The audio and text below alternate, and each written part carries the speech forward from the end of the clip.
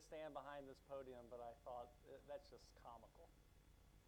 All right, I'm Paul Everett. I'm the developer advocate at JetBrains for PyCharm, but also for WebStorm. To help me understand you a little bit better, raise your hand if you know what is PyCharm. All right, raise your hand if you use PyCharm. All right, the rest of you just leave. Raise your hand if you do web development. Raise your hand if you've ever used WebStorm. Good, that's why you're here. WebStorm is our IDE for webby stuff, HTML, CSS, and JavaScript. But something that all my Python friends, it surprises me, most of them think that they have to go use WebStorm. When in fact, if you've paid for PyCharm Professional, you can get all of WebStorm inside of PyCharm. Which means you get all of that fun, crazy world of JavaScript mixed in with your beautiful Python code. So we're going to talk today about this topic of doing WebStorm in PyCharm, meaning doing my web front end using all that weirdo JavaScript stuff, which will probably change while we're in here during the talk. We're going to do all of that in PyCharm. Briefly about me, I've been around for a very long time. I first did Python in 1993. Actually, 1992, I went to France to visit my soon-to-be wife, and I brought a laptop with me, 80286. It was awesome. And I sat in her living room and did the Python tutorial. Why she married me, I'll never know. But she was warned. She had the entire future displayed to her on that vacation. So I've done some other things. I asked this question yesterday in the workshop. It broke my heart. Raise your hand if you've heard of Zope. Oh, damn. Oh. All right, Zope, the original open source application server and killer application for Python, now dead. We are going to show the WebStorm in PyCharm. We're basically going to take the front end, the UI, out of a Flask backend, move it to be served in this new modern cutting edge front end JavaScript world. We're going to start with a small Flask to-do list. And the contents of this tutorial, this is 6 steps. We're going to start with the first step is going to be showing it all in Flask, where Flask is responsible for delivering the HTML, the CSS, the JavaScript. Then we're going to move the HTML out of Flask into a file that's delivered by a boring old web server. Then, this happened yesterday. Am I okay? All right. If I need to change, that's fine with me if you'd like me to. Then we're going to start the big jump into crazy JavaScript world. Raise your hand if this package JSON thing, I don't get my cursor. If this package.json thing, if you know what that is. All right, so I'm talking to some friends. When we get to this part, if you know what it is, lean to the person beside you and say, that's okay, it will all work out fine.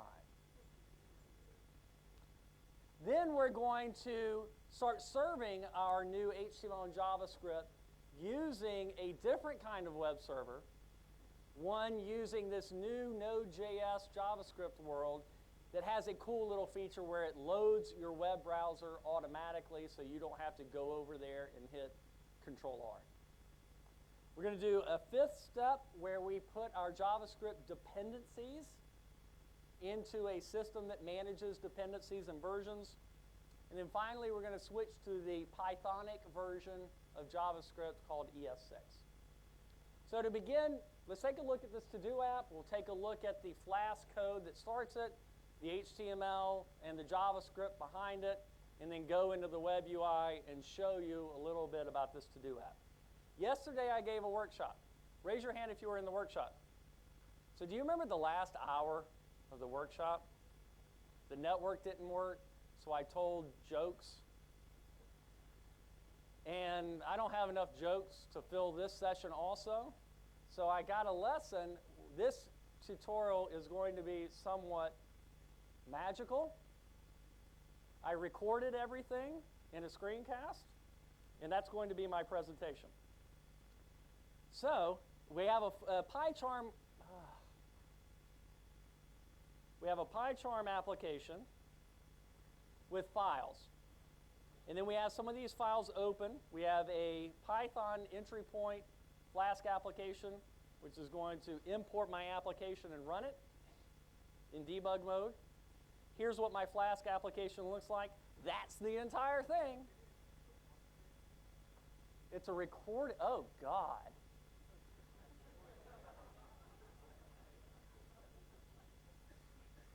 This is going to suck. We don't have an alternative. Huh. It doesn't look like that on my screen. Looks a lot better. Huh. All right, well.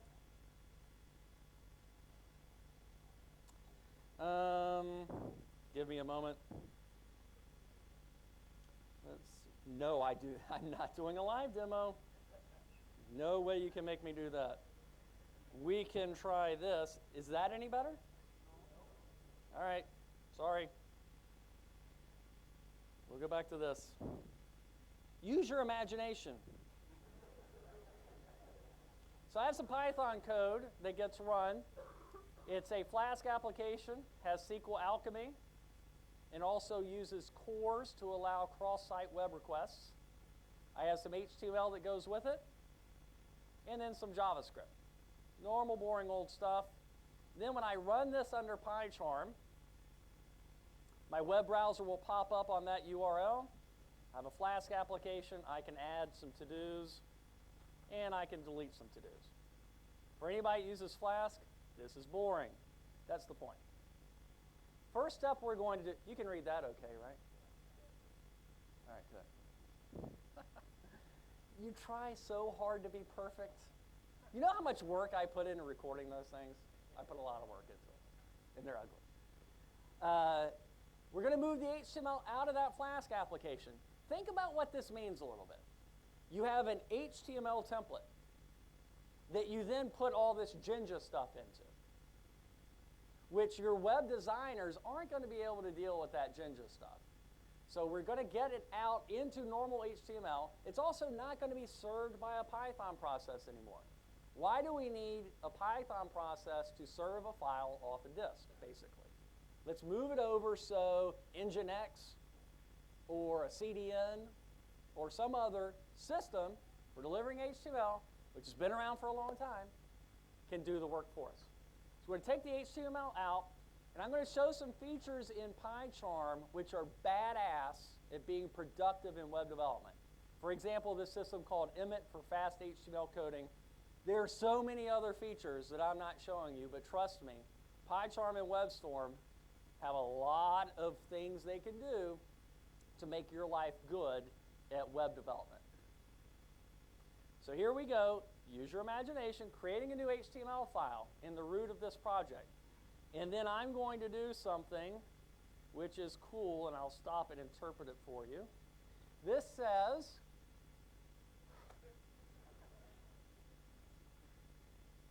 wow. Maybe I should have used the dark thing. This says HTML greater than head greater than title.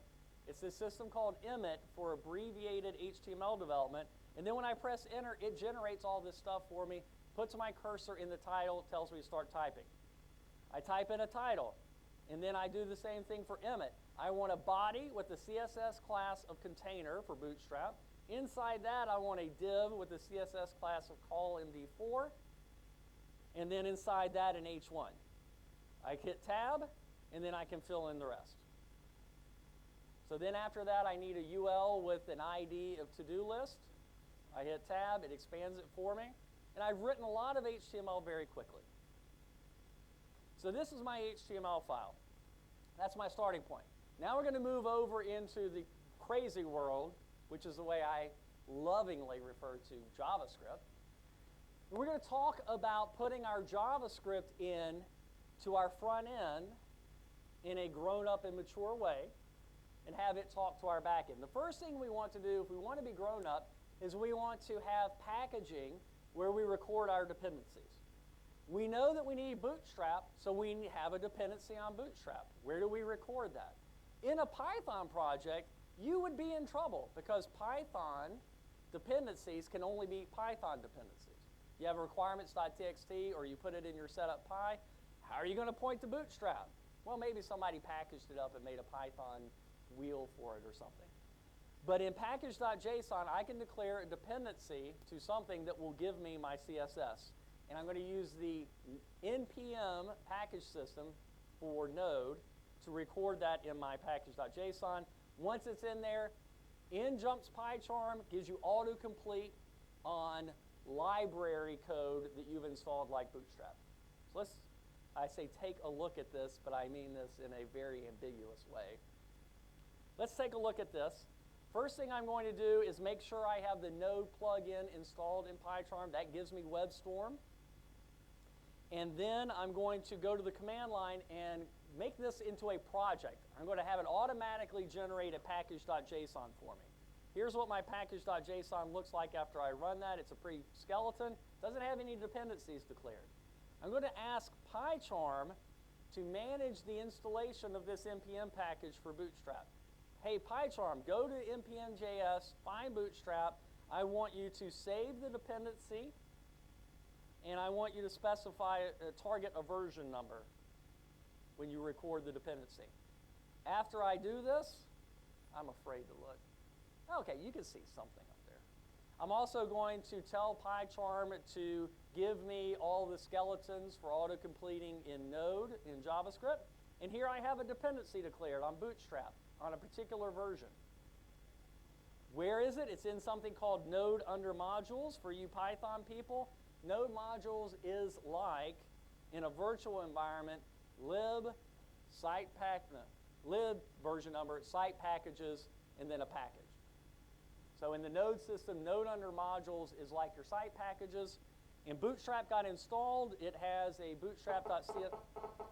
bootstrap.css file that I can refer to now in my HTML.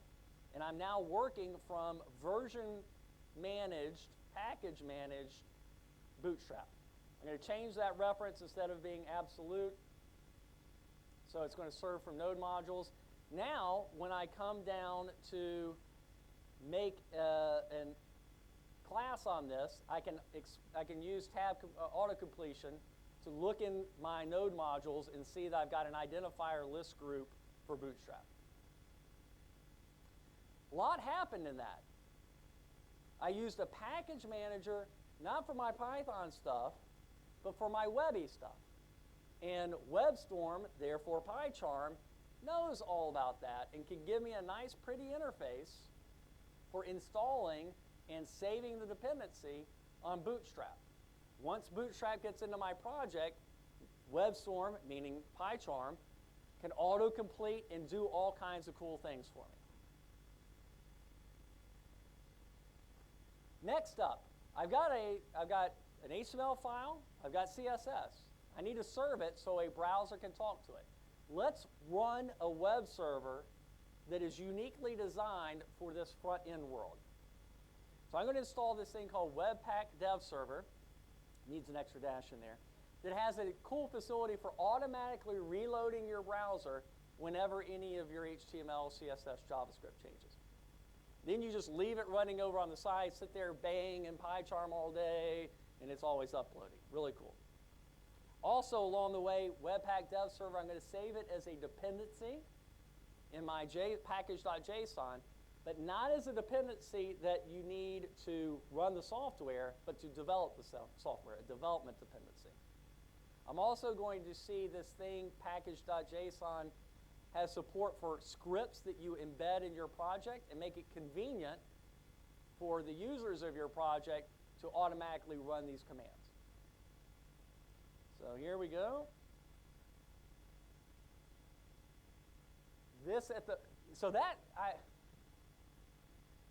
I'm going to go on a tangent, meaning I'm going to complain. I always use the dark theme in PyCharm. But recently, people told me, we can't read the dark theme. Use the white theme.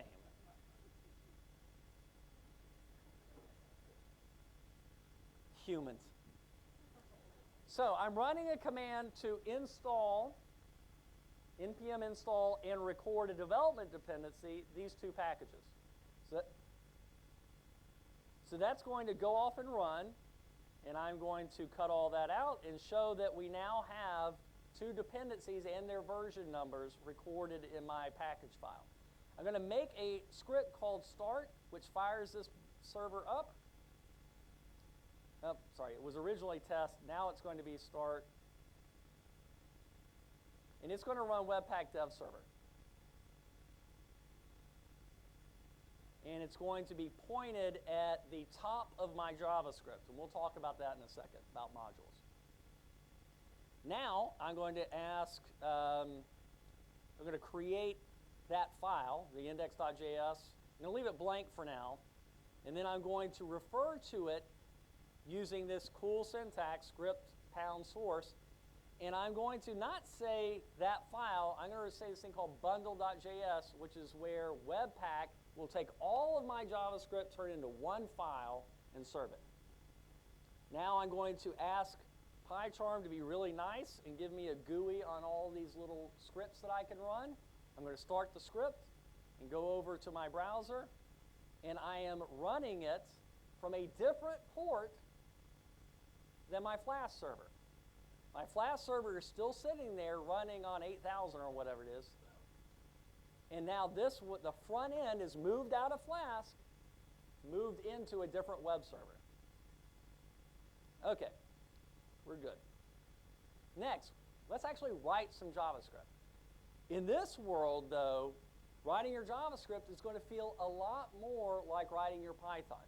And your IDE is going to help you with that because we can import modules and we can use a more advanced version of JavaScript. This is going to use jQuery, very well known. Let's install it as a dependency with what you just saw. Let's have my tool help me record these dependencies. And then my JavaScript code, instead of expecting it to magically exist in the HTML, is going to import jQuery, and then it's going to go into the bundle on the way out. PyCharm all along the way, because of WebStorm, is going to help me with this. So I'm going to install jQuery. I'm going to record it as a dependency. And then I see in my package.json, there it is. I've got two dependencies now, jQuery and Bootstrap. This is not like the old world where you just put stuff in HTML and hope that it all works. I have specific versions of CSS and JavaScript. I can track them, update them, and have a repeatable build. Now, my JavaScript code needs to get jQuery into this module space. We're Python. We know what this means. We know it means import. Well, this is a feature that isn't supported in the old version of JavaScript, so we're going to use ES6 on this project. I go into PyCharm, say, all right, this is an ES6 project. That red squiggly went away. So import $ from jQuery now works.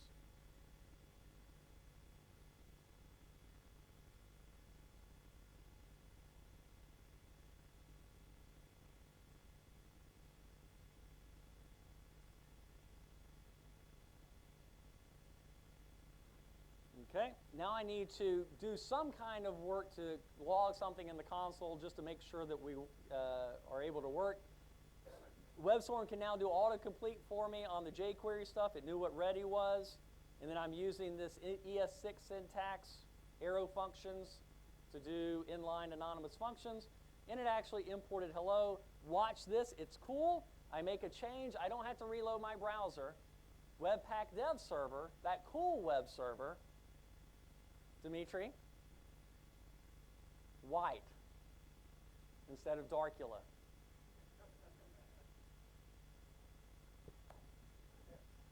We always try to make people happy, and this is what happens. I make a change. The server sees that my file's changed, and the browser has something always running, listening for a signal, telling it to reload. It seems like a silly little thing. Oh, we could just go to the browser and hit reload. That sucks. And when you do it 100 times a day, that sucks. What if you could just keep your little hands on the keyboard in your IDE and just watch for your mistakes? That's a lot better. So that is a really nice function. On to the last part. Doing good on time. ES6 is the next version of JavaScript. Raise your hand if you've ever sat in front of ES6. Okay. If you just raise your hand if you kind of like it. I kind of like it. Do you think it's Pythonic? Somewhat? Did you say yes or no? Yeah? Yeah. ES6 is great, but we then had to put a bunch of tools in because not all the browsers support it. Surprisingly, a lot of browsers support a lot of ES6, but not enough. With these transpilers like Babel or TypeScript or whatever. Primary reason I need something is to convert my imports. So this is a Pythonic version of JavaScript, and we need to write a file that's my to-do list. I'm not going to put it in the first file. I'm going to use modules. I'm going to make another file for my models. I'm actually going to use a class. The new version of JavaScript has a class statement, and it looks very much like a Python statement. And then I got to include it back into my entry point, have a bundle, reload the browser, see how it works. All right, I'm going to make my new file. And I actually had PyCharm help me on making that file a little bit, but you're not going to be able to see it. Now I'm going to import jQuery because models.py is going to use it to interrogate my Flask app. I'm going to write a class, a to-do class. Feels good to write a class in JavaScript. Got to have more classes. And then it's going to have a static method for getting the list of to-dos. This static method is going to go do some jQuery stuff. I'm going to paste it. And then I'm going to ask PyCharm to take that ugly, misindented code. This is the reason I left Emacs. Believe it or not, like 100 trillion years ago. Nothing I could do would ever indent JavaScript correctly. Maybe that's JavaScript's fault. And I am not going to write eLisp under any condition. But in PyCharm, I press Command-Alt-L, and I do that 50 times a day, and it reformats my code as if by magic and does it perfectly every single time. So I've got this, and I need to make it available in my other module, so I need to export it. This is something different than in Python. In Python, basically anything that's in the module scope can be available to something that wants to import it. In ES6, the only things available are things you make available. So I'm going to export this class, which then lets me go back to my entry point and import the class from the module. PyCharm helps me, .mo tab, it knows to autocomplete. I'm going to replace this with a few lines that are going to look kind of complicated if you're not ES6. But they do a whole bunch, and they show a number of these new features like map on arrays, inline functions, arrow functions, so you don't have this problem that you do in traditional JavaScript. So this is going to, this line is going to get a promise back. It's going to resolve the promise, have a list of to-dos, iterate over the to-dos, turn them into LIs, join it all into one big string, and then update the HTML inside that LI. Let's see if I got it working. Little hint, it works. There's my HTML output for that. To refresh, WebStorm and PyCharm just gave us, and ES6 just gave us something that feels really Pythonic. I had two files.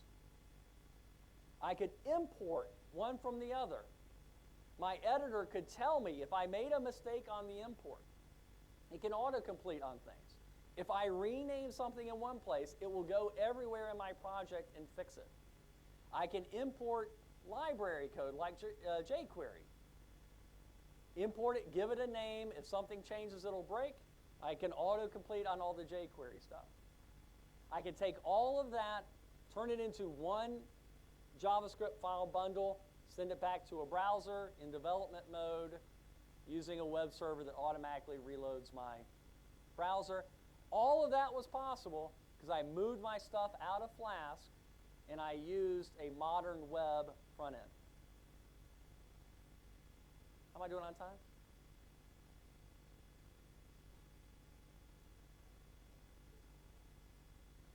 All right, so I have about 5 minutes. Good for questions. Now you can read this. WebStorm and therefore PyCharm, it's not just HTML, it's not just JavaScript, lots and lots of CSS support. That sounds like not that big of a deal, but it is actually a big deal. If I have in my HTML ID equals to-do list, over in my CSS, we will autocomplete on to-do list, and if you misspell it, we'll squiggly it and tell you you're referencing something that doesn't exist in your project. If I rename the ID on the HTML, it will go find all the occurrences in the CSS and fix it for me. If you use any of this new stuff, less and Sass, we work with that as well. Linting in Python is a big deal. For you people that are doing JavaScript, raise your hand if you're doing any JavaScript linting. Okay, not too many. We really take the pain out of that. You can use a modern linter called ESLint with lots of extensible rules and plugins, and it gets it right all the time. We then, red squiggly or yellow squiggly for a warning, tell you exactly what the problem is. And sometimes we'll help you fix it. A really interesting direction is instead of constantly running in the browser, you can run your JavaScript in Node.js inside your IDE. It feels just like Python code at that point. And a command line interpreter that gives output instead of a browser with an HTML UI and a console that you have to go deal with. That Node.js supports running, but it also supports debugging of JavaScript. I'm not going to embarrass you with this question because I think everyone will say yes to this. Most people debug their JavaScript with console.log. You don't do Python debugging with print statements, do you? No, you don't. You use PyCharm's debugger because that's the way God wants you to do it. And God wants you to not use console log. God wants you to use a graphical debugger. So we have a graphical debugger that you can use. But if you don't want to debug, if you have something that has to run in a browser, we can control Chrome's JavaScript engine over a remote protocol and let you sit in WebStorm and debug Chrome. Test-driven development, I know all of you are doing test-driven development because code doesn't exist unless it's tested, right? Well, then you go over to JavaScript, and nobody believes in that. But if you do believe in that, we have a great visual test runner with support for JUnit and Mocha and Karma and other modern JavaScript testing environments.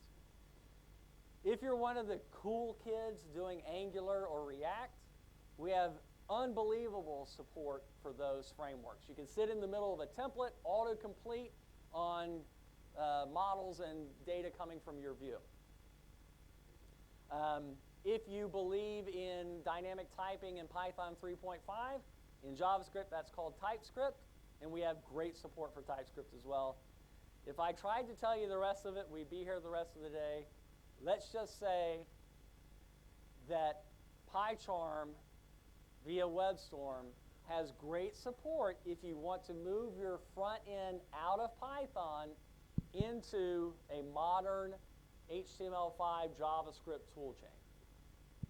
If you want to do that, it's a hard step because this stuff is madness and it changes 50 times an hour. But we're there to help. We're keeping track of the changes. It's a good way to develop to have your front end out of your back end. We have 3 or 4 minutes. Questions? Or tell me what I got wrong. Who has a question? Yes?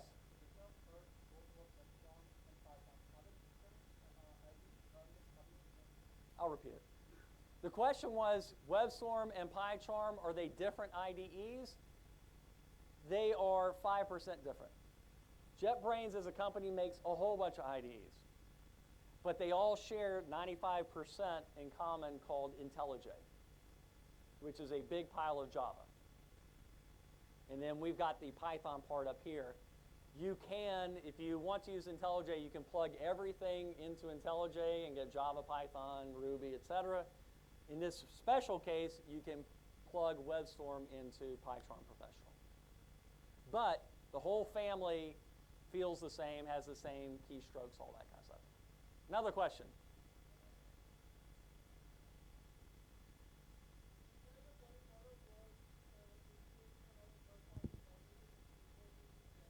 Right.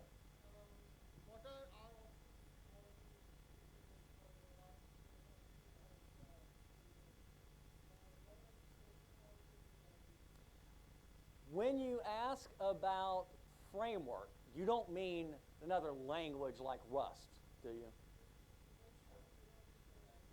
Right.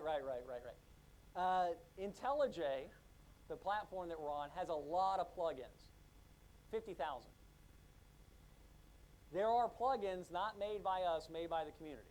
For example, there's another JavaScript framework called Vue.js. We don't support it, but there happens to be apparently a great plugin managed by the community for making PyCharm and WebStorm talk to Vue.js. You could take that plugin, written in your favorite language, Java, and change it for the framework that you're talking about. Can you extend it to the question? list? Does that answer the question? Sorry, no, say that again. Can you extend it to Anything is possible. eLisp EE. So one of the slides that you had, it had like one of the first slides that you had, it was about moving out the templating engine from the HTML.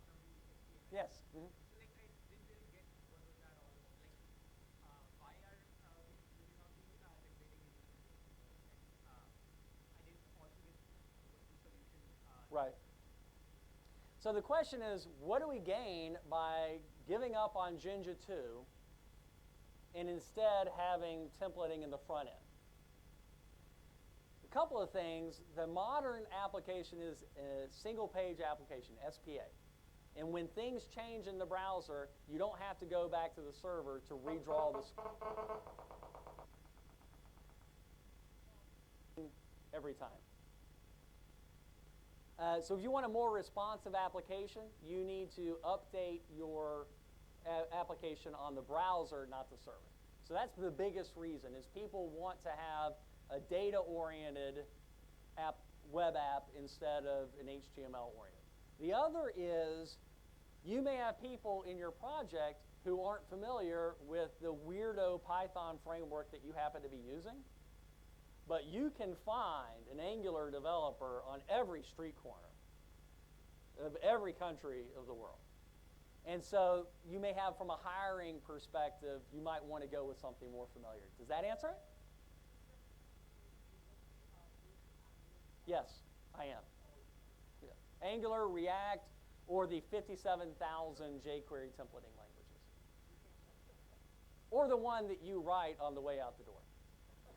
Any other questions or comments or suggestions? Please, one more. Come on. Yes? last time I used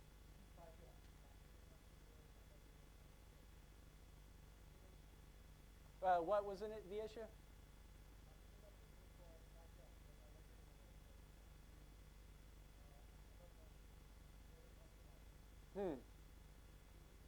Come to the booth and check and see if it's still the case. When was it that you last looked at it? About a year. A lot's changed. What I'm about to say, I lie a lot. This is not a lie. It just sounds like one.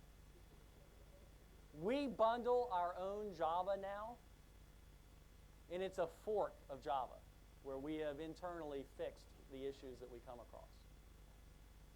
And possibly what you're talking about got resolved because we went down and fixed it.